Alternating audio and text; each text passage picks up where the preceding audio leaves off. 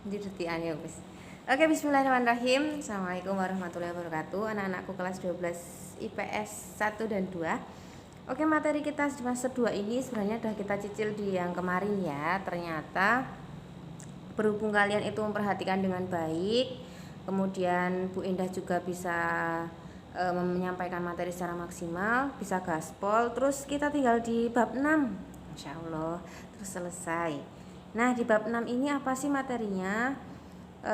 Yaitu tentang konflik-konflik di dunia. Nah, masalahnya karena perang-perang yang ada di dunia internasional itu kalian harus membiasakan dengan istilah-istilah asing yang nantinya perlu kalian catat di pojok-pojok catatan kalian, yang di situ nanti bisa mereview ingatan kalian ya. Nah, untuk yang pertama yaitu tentang konflik di Timur Tengah. Nah, konflik di Timur Tengah ini banyak sekali faktor penyebabnya anak-anak. Salah satunya yang paling penting adalah di sini adalah kepemimpinan yang diktator.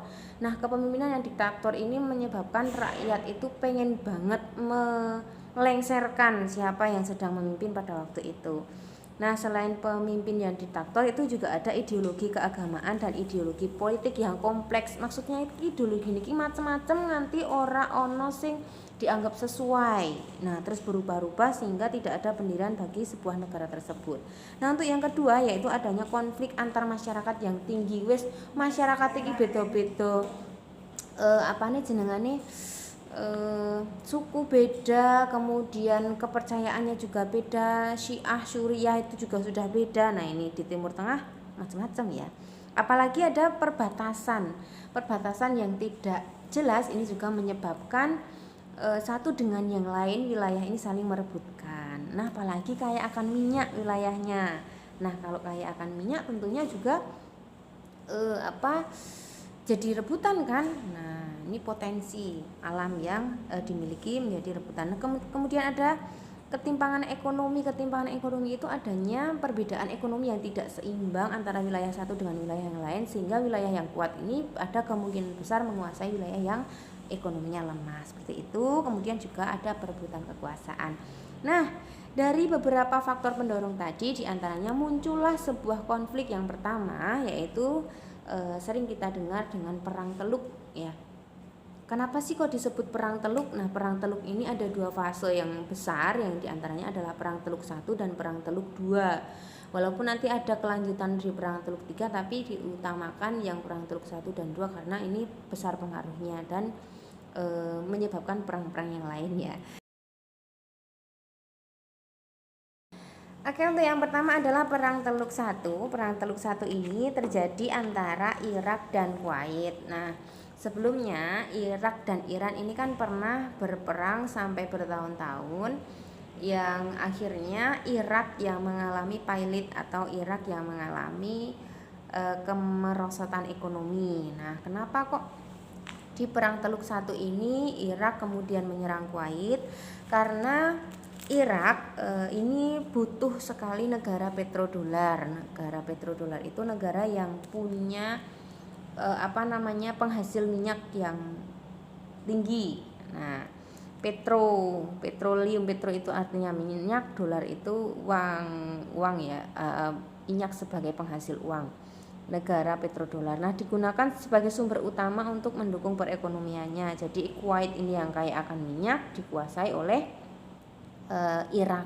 Nah, kemudian saking kepepet Irak melakukan itu. Selain itu juga Irak juga terjerat utang luar negeri yang sangat banyak.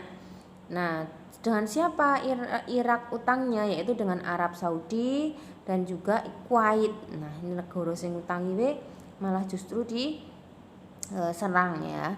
Nah, kemudian diawali dari serangan Irak atas Kuwait, yaitu dilakukan di tengah malam ya, tanggal 2 Agustus 1990.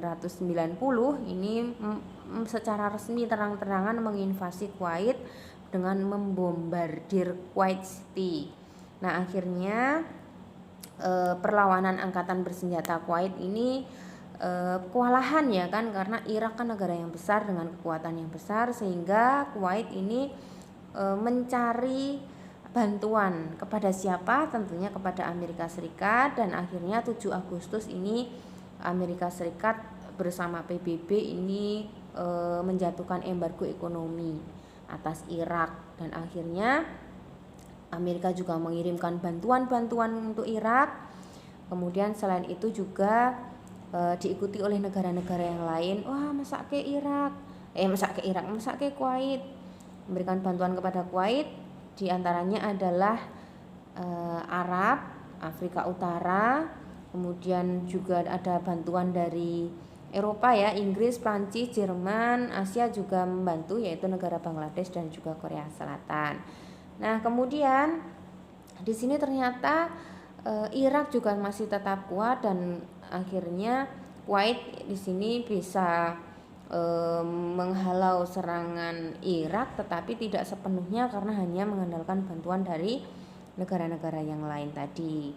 Nah, akhirnya pada tanggal 17 Januari 1991 ini dimulailah operasi Badai Gurun yang menandai diawalinya serangan udara atas Baghdad, Irak, dan beberapa wilayah Irak lainnya atas izin dari Presiden Amerika Serikat. Nah, kenapa kok diizinkan? Karena berupaya untuk menekan dan berupaya untuk menghentikan serangan dari Irak terhadap Kuwait tadi, seperti itu. Dan akhirnya pada 12 Januari ini menyatakan perang, dan tentunya dengan bantuan Amerika Serikat bisa diredam, gitu ya.